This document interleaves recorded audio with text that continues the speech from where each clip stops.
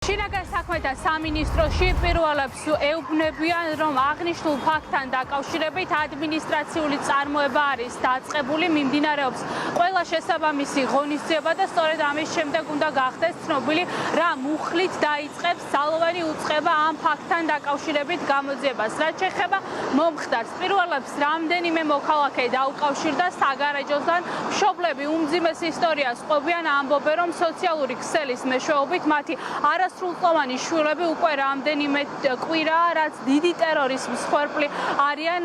ყალბი ანგარიშიდან მათთვის უცნობი მოქალაქე დებს სხვადასხვა შინაარსის პოსტს, ითხოვს 10,000 ლარს, მიუთითებს ადგილს. ეს არის საგარეჯოს სკოლის მიმდებარე ტერიტორია.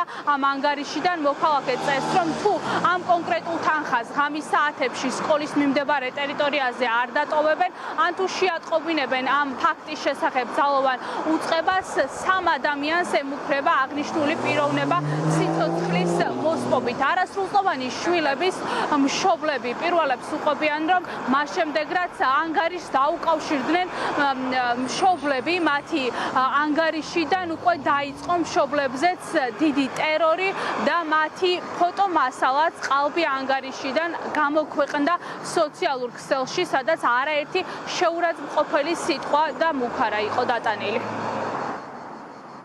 4 დღეა სრული ამ ქაოსში ვართ. 4 დღეა.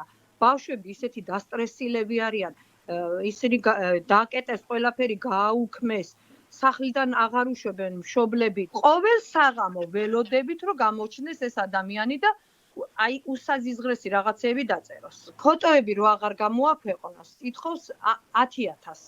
ერთ-ერთი სოფლის რესტორანი არის იქით კარიბჭე და იმ ადგილას რომ დადოს 100 ლარიანი კუპიურებით 10,000. 112-ში დავრეკე ჯერ, იმიტომ რომ მანამდე 3 მშობელი იყო მისული და განცხადება არ დააწერინეს. ჩვენ ინსტაგრამზე წვდომა არ აგვაქვსო. დარწმუნებულია რომ პოლიცია ვერ შეეხება. სოფლის 40 ბავშვზე შეიძლება უკვე მეტები ავიდათ უხეშებით დაამატა.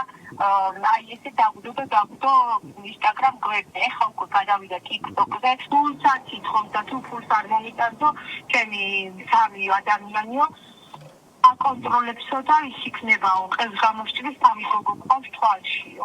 აქამდე ფოტოებს ხმარობდა, ეხლა უკვე ზარები დაიწყო ტელეფონის საგარეჯო ვერ გააკეთა გადაამისადა თბილისის სუსი ყავს ჩართული. და რას ამბობენ? არაფერი არ შედეგი არ არის, რაღაცნაირად არის გაკეთებულიო. და პასუხსაც არ აქვს საგარეჯოს პოლიცია არც დაგვეუბნა ეშინიათ. 2 ბავშვი საავადმყოფოში მოხდა სტრესისგან, ერთი სასწრაფო გამოიძახეს, ისეთი სტრესი ჰქონდა. მოქალაქეების დასახმარებლად ამ საქმეში უკვე ჩაერთო ორგანიზაცია საფარი. იურისტებმა უკვე გამოკითხეს დაზარალებული არასრულწლოვნები და მათი მშობლები, უფლებადამცველები განმარტავენ, რომ დროული გამოძიება იქნება ამ შემთხვევაში ეფექტური, რადგან დიდი ტერორიზმის მსხვერპლია ახლა საგარეჯოში. არაერთი არასრულწლოვანი უფლებადამცველები განმარტავენ, რომ ძირითადად ყალბი ანგარიშიდან ზეწოლა ხდება ღამის საათებში, სწორედ ამ დროს აქვეყნებს მათთვის უცნობი მოქალაქე სხვადასხვა შინაარსის შეურაცხმყოფელ შეტყობინებას, ასევე მუქარა ამ დროს მისდით. არასრულწლოვნებს უფლებადამცველები ამბობენ, რომ საჭიროა აღნიშნულ ფაქტთან დაკავშირებით დაჩქარებული წესით რამდენიმე მუხლით დაიწყოს გამოძიება, რადგან ამავდროულად საქმე გვაქვს სოციალური ქსელით ადევნებასთან. შესაბამისად უფლებადამცველები ახლა ძალოვან უწყებას მიმართავენ, რომ რეაგირება იყოს დროული. აქ საუბარია სისხლის სამართლის დანაშაულის ნიშნებზე და რა თქმა უნდა სახელმწიფოს პოზიტიური ვალდებულებაა, რომ რეაგირება უსწრაფესად მოახდინოს, რადგანაც სწორედ რომ საქმე არასრულწლოვნების სიცოცხლეს, ჯანმრთელობას და ფიზიკურ ხელშეუხებლობას ეხება, მათ ღირსებას ეხება და ყოველ შემთხვევაში ამ ადამიანების პოტენციური მოძალადეების აღნიშნული ქმედებები ლახავს მათ ღირსებას, სახელს. ეს გოგონები არიან არასრულწლოვნები, მათ შორის არიან სრულწლოვნების და ერთ-ერთი, რომელიც ჩვენ დაგვიკავშირდა, არის არასრულწლოვანი გოგონას მშობელი. სანამ მოხდება მათი დაკავება, რა თქმა უნდა იქნეს შესაბამისი ღონისძიებები გატარებული. ამ შემთხვევაში გამოწერილი იქნეს შემაკავებელი ორდერი კონკრეტული პირის თუ პირების მიმართ.